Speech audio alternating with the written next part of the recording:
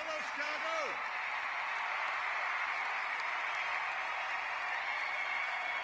It's good to be home.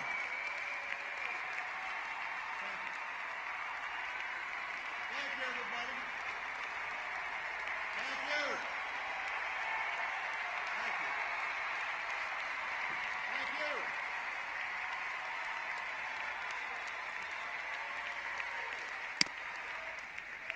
Thank you. It's good to be home. Thank you. Thank you.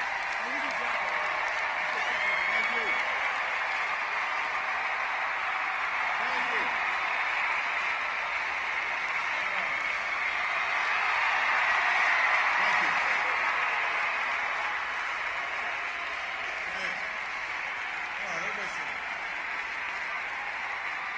We're on live TV here. I gotta move.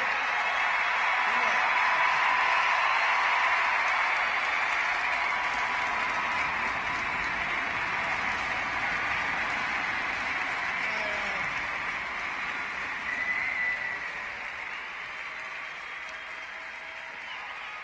You can tell that I'm.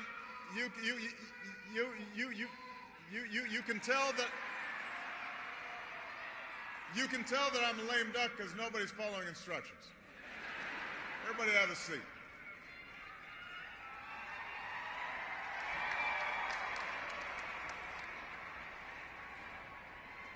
My fellow Americans,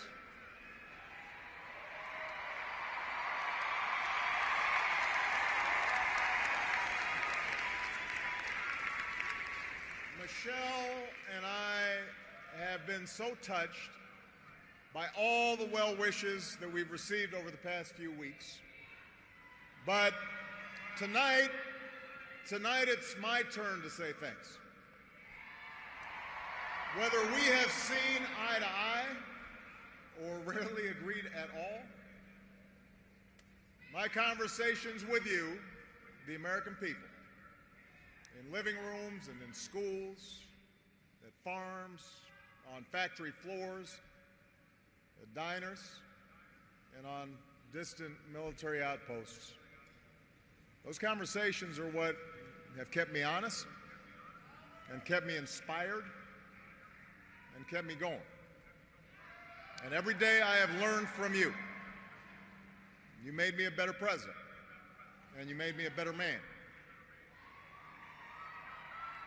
So I first came to Chicago when I was in my early 20s. And I was still trying to figure out who I was, still searching for a purpose in my life. And it was the neighborhood not far from here where I began working with church groups in the shadows of closed steel mills. It was on these streets where I witnessed the power of faith and the quiet dignity of working people in the face of struggle and loss. I can't do that.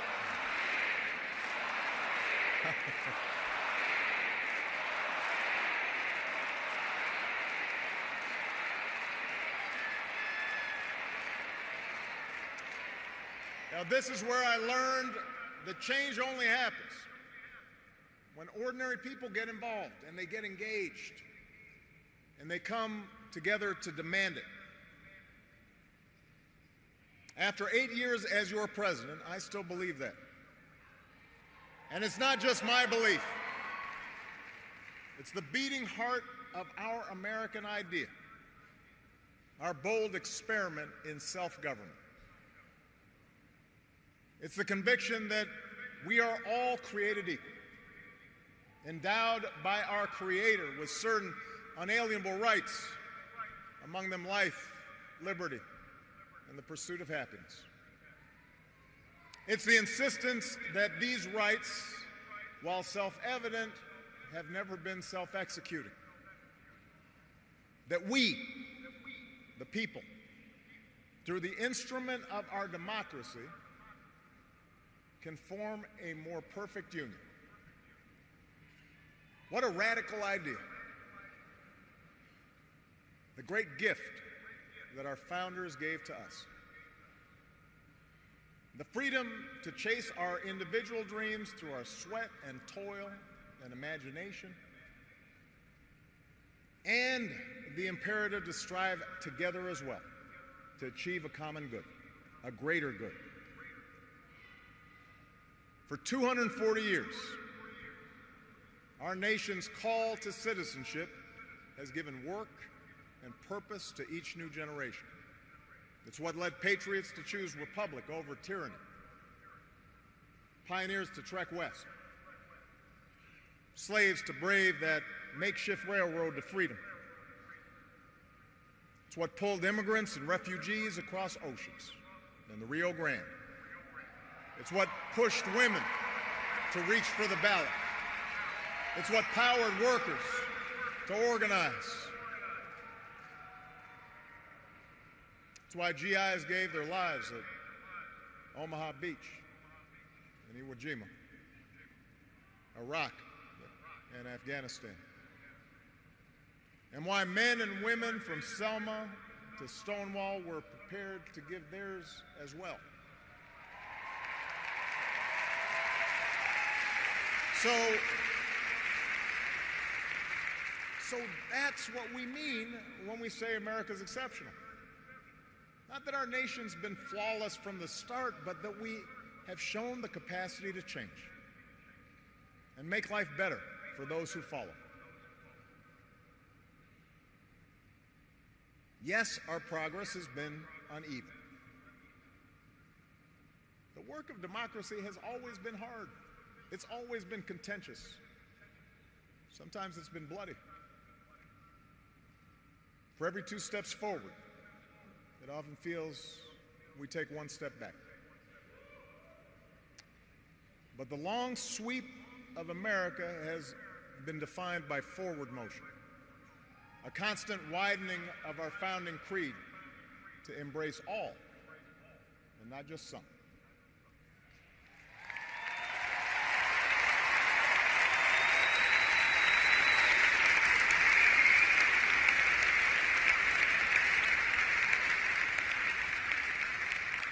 If I had told you 8 years ago that America would reverse a Great Recession, reboot our auto industry, and unleash the longest stretch of job creation in our history,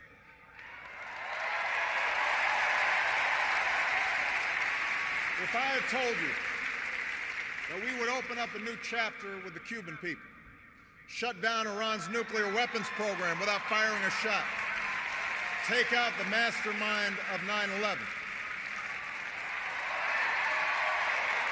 If I had told you that we would win marriage equality and secure the right to health insurance for another 20 million of our fellow citizens,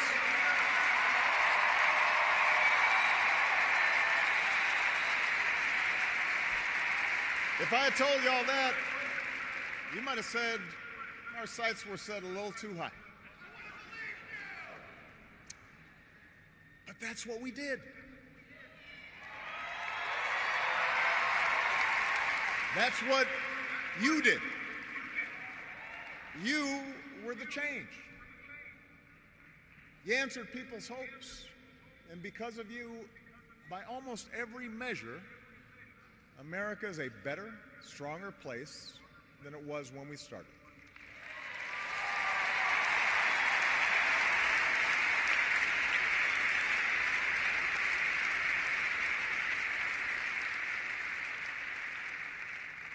In 10 days, the world will witness a hallmark of our democracy.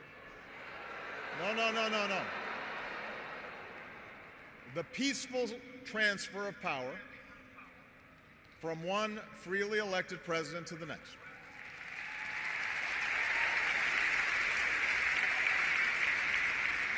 I committed to President-elect Trump that my administration would ensure the smoothest possible transition, just as President Bush did for me. Because it's up to all of us to make sure our government can help us meet the many challenges we still face. We have what we need to do so.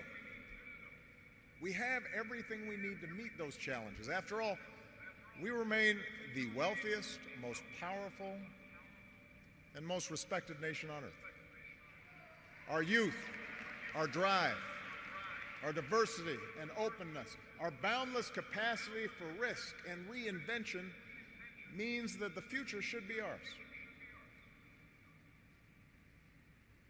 But that potential will only be realized if our democracy works. Only if our politics better reflects the decency of our people.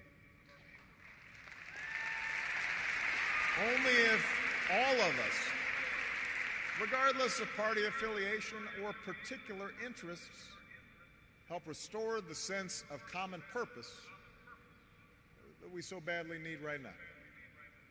And that's what